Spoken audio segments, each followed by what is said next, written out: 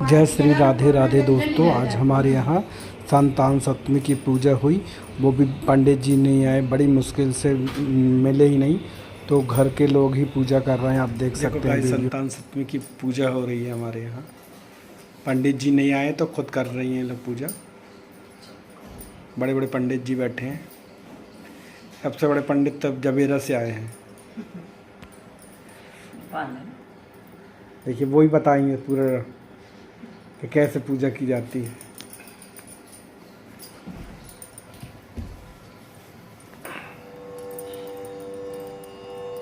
संतान सप्तमी की पूजा ऐसे की जाती है।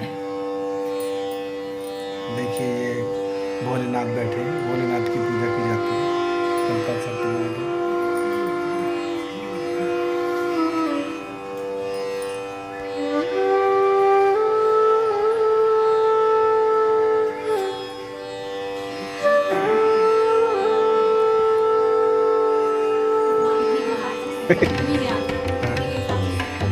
सिद्धि का फिर बर्थडे है।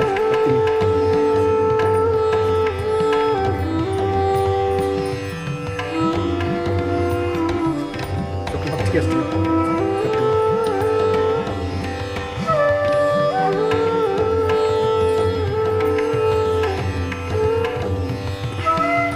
देखिए अभिषेक हो रहा है।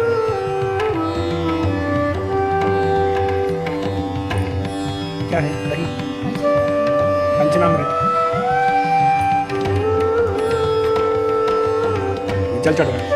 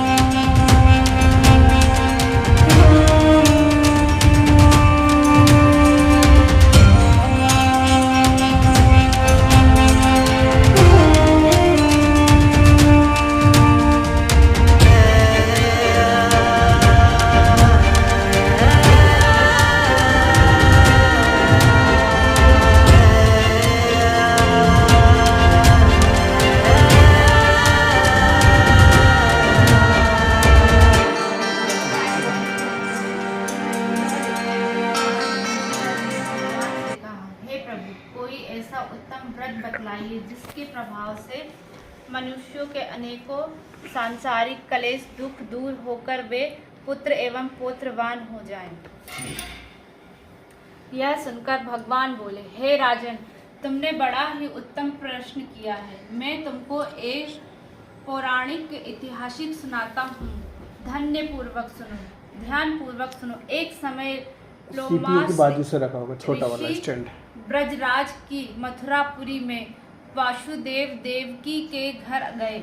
ऋषि राज को आया हुआ देख उनके दोनों अत्यंत प्रसन्न हुए तथा उनको उत्तम आसन पर बैठाकर उनका अनेक प्रकार से वंदन और सत्कार किया।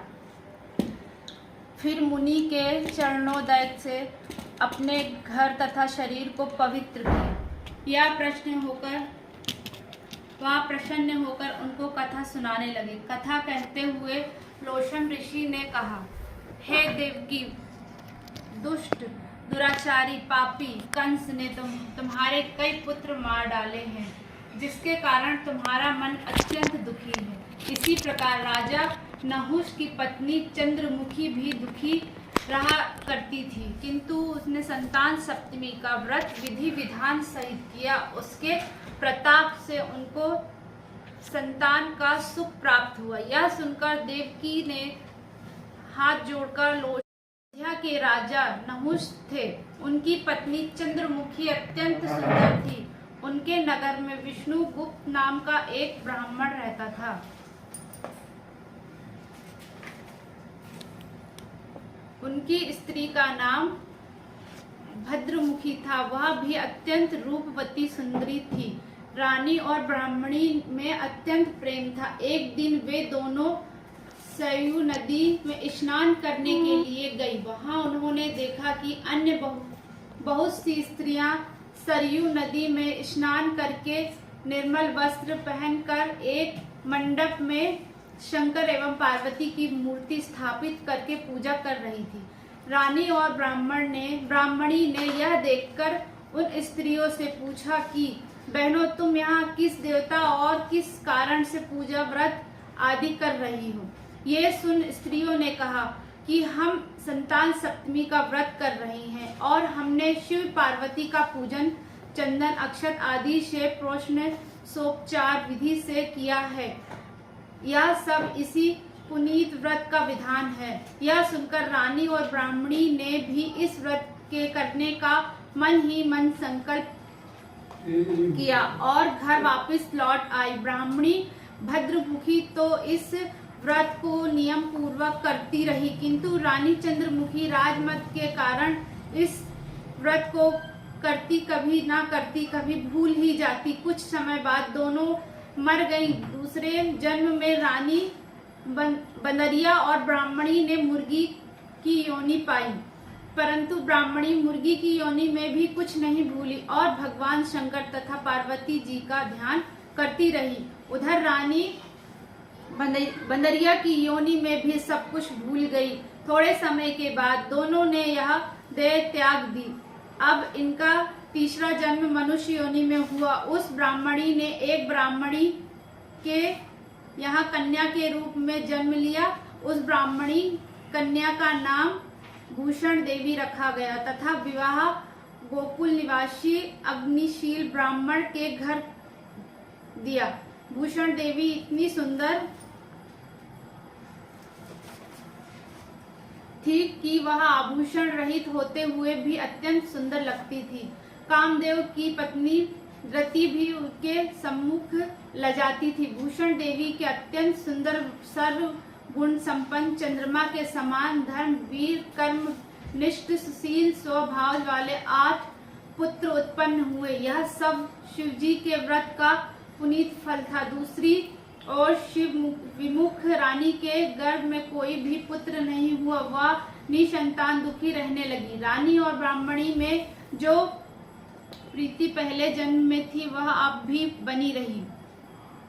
रानी जब वृद्ध अवस्था को प्राप्त होने लगी तब उसके गूंगा बहरा तथा बुद्धिहीन अल्प आयु वाला पुत्र हुआ। वह 9 वर्ष की आयु में इस क्षण भंगुर संसार को छोड़कर चला गया। अब तो रानी पुत्र शोक से अत्यंत दुखी हो व्याकुल रहने लगी। देवयोग से भूषण देवी ब्राह्मणी रानी के या अपने पुत्रों को देखकर पहुंची। रानी का हाल सुनकर उसे भी बहुत दुख हुआ, किंतु इसमें किसी का क्या वश? कर्म और प्रारब्ध के लिए को स्वयं ब्राह्मण भी मिटा नहीं सकते। रानी कर्म युक्त थी, इसी कारण उसे दुख भोगना पड़ा। इधर रानी पंडितानी के इस वैभव और 8 पुत्रों को देखकर उसके मन में ईर्ष्या करने लगी तथा इसके मन के पाप अत्यंत हुए। उस ब्राह्मणी ने रानी का संताप दूर करने के निमित्त अपने 8 पुत्र रानी के पास छोड़ दिए। रानी के पाप के वशीभूत होकर उन ब्राह्मणी पुत्रों की हत्या करने के विचार से लड्डू में विष मिलाकर उनको खिला दिया, परंतु भगवान शंकर की कृपा से एक ही बालक की मृत्यु न हुई। यह देखकर तो रानी अत्यंत ही आश्चर्यचकित हो गई। इस रहस्य का पता लगाने की मन में ठान ली। भगवान की पूजा से निवृत्त होकर जब भूषण देवी आई तो रानी ने उससे कहा कि मैंने तेरे पुत्रों को मारने के लिए इनको जहर मिलाकर लड्डू में खिला दिया था, किंतु उससे भी नहीं मरा। तुमने कौन सा दान पुण्य व्रत किया है जिसके कारण तेरे ये पुत्र नहीं मरे और तू नित्य गई सुख भोग रही है? तेरा बड़ा सौभाग्य है। इनका भेद तू मुझसे निष्कपट होकर समझा। मैं तेरी बड़ी ऋणी रहूंगी। रानी के ऐसे दीन वचन सुनकर भूषण ब्राह्मणी कहने लगी, सुनो, तुमको 3 जन्म का हाल कहती हूँ, सो धन्य पूर्वक सुनना। पहले जन्म में तुम राजा नहुष की पत्नी थी। तुम्हारा नाम चंद्रमुखी था और मेरा भद्रमुखी। मैं ब्राह्मणी थी और तुम अयोध्या में रहती थे और मेरी तुम्हारी बड़ी प्रीति थी। एक दिन हम तुम दोनों सरयू नदी में स्नान करने गए और दूसरी स्त्रियों को संतान सप्तमी का उपवास और शिवजी का पूजन अर्चन करने देखकर हमने इस उत्तम व्रत को करने की प्रतिष्ठा की थी, किंतु तुम सब भूल गई और झूठ बोलने का दोष तुम में लगा, जिससे तू आज भी भोग रही है। मैंने इस व्रत को आचार विचार सहित नियम पूर्वक सदैव किया है और आज भी करती हूँ। दूसरे जन्म में तुमने बंदरिया का जन्म लिया था, मुझे मुर्गी की योनि मिली। भगवान शंकर की कृपा से इस व्रत के प्रभाव तथा भगवान को इस जन्म में भी भूली और निरंतर उस व्रत को नियमानुसार करती रही। तुम अपने बंदरिया के जन्म में भी भूल गई। मैं तो समझती हूँ कि तुम्हारे ऊपर यह तो भारी संकट है, उसका एकमात्र यही कारण है और दूसरा कोई कारण नहीं हो सकता है। इसलिए मैं तो कहती हूँ आप भी संतान सप्तमी के व्रत को विधि सहित करिए, जिससे तुम्हारा यह संकट दूर हो जाएगा।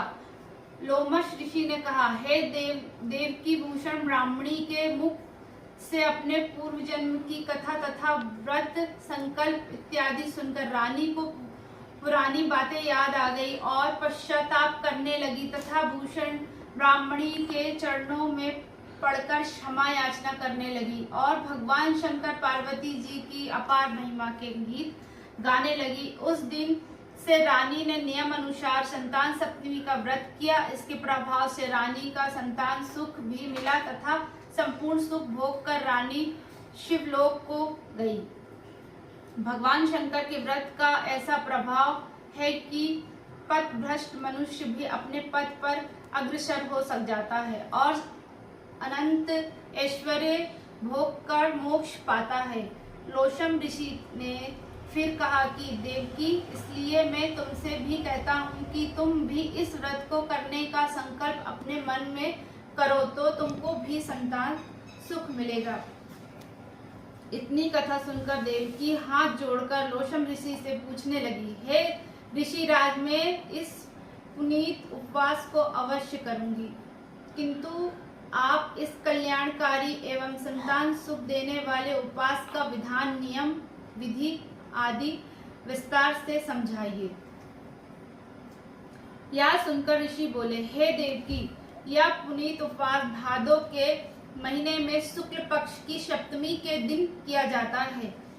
उस दिन ब्रह्म मुहूर्त में उठकर किसी नदी अथवा कुएं में पवित्र जल से स्नान करके निर्मल वस्त्र पहनने चाहिए। श्री शंकर भगवान तथा जगदम्बा पार्वती जी की मूर्ति की स्थापना करें। इस प्रतिमाओं के प्रमुख सोने चांदी के तारों या अथवा रेशम का एक गंडा बनवाएं। इस गंडे में 7 गांठें लगानी चाहिए। इस गंडे को धूप दीप अंगष्ट से पूजा करके अपने हाथ में बांधे और भगवान शंकर से अपनी कामना सफल होने की प्रार्थना करें। तदनंतर 7 पुआ बनाकर भगवान का भोग लगावें और साथ ही पुए एवं अथवा शक्ति सोने अथवा चांदी की अंगूठी बनवाकर इन सबको एक तांबे के पात्र में रखकर और उनका षोडशोपचार विधि से पूजन करके किसी सदाचारी धर्मनिष्ठ सत्पात्र ब्राह्मण को दान देवें। उसके पश्चात 7 पुआ स्वयं प्रसाद के रूप में ग्रहण करें। इस प्रकार इस व्रत का पारायण करना चाहिए। प्रतिवर्ष भादों की शुक्ल पक्ष की सप्तमी के दिन है देवकी इस व्रत को इस प्रकार नियम पूर्वक करने से समस्त पाप नष्ट हो जाते हैं और भाग्यशाली संतान उत्पन्न होती है तथा अंत में शिवलोक की प्राप्ति होती है। हे देवकी, मैंने तुमको संतान प्राप्त सप्तमी के व्रत का संपूर्ण विधान विस्तार सहित निर्माण किया है। उसको तुम नियम पूर्वक करो जिससे तुमको उत्तम संतान पैदा होगी। इतनी कथा कहकर भगवान अनंत कंद श्री कृष्ण ने धर्मावतार युधिष्ठिर से कहा कि श्री लोशम ऋषि इस प्रकार हमारी माता को शिक्षा देकर चले गए हैं। ऋषि के कथा अनुसार हमारी माता देवकी ने इस व्रत को नियम अनुसार किया जिसके प्रभाव से हम उत्पन्न हुए। यह व्रत विशेष रूप से स्त्रियों के लिए कल्याणकारी है परंतु पुरुषों को भी समान रूप से कल्याणदायक है। संतान सुख देने वाला, पापों का नाश करने वाला है। यह उत्तम व्रत है जिसके स्वयं भी करे तथा दूसरों से भी करवाए। नियम पूर्वक जो कोई इस व्रत को करता है और भगवान शंकर एवं पार्वती की सच्चे मन से आराधना करता है, निश्चय ही अमर पद प्राप्त करके अंत शिवलोक को जाता है। जय।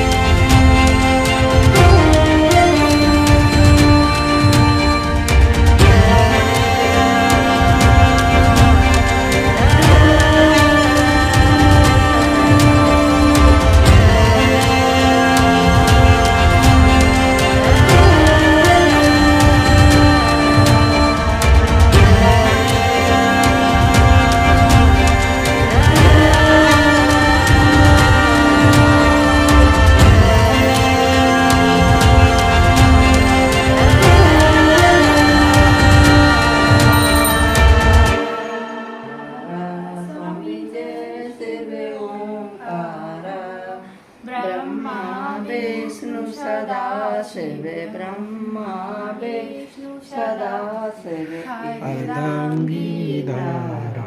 ओम जय शिव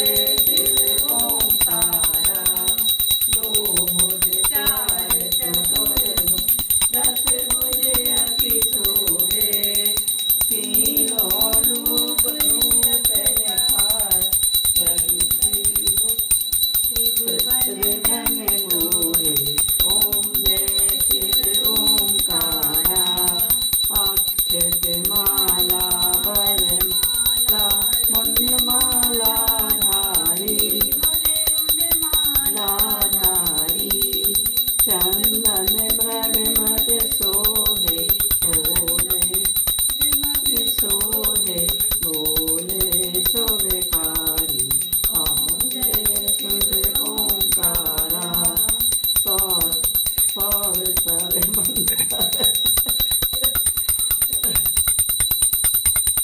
श्वेतांबर पीतांबर बागांबर अम्बे शनकादिक ब्रह्मादिक भूतादिक संगे।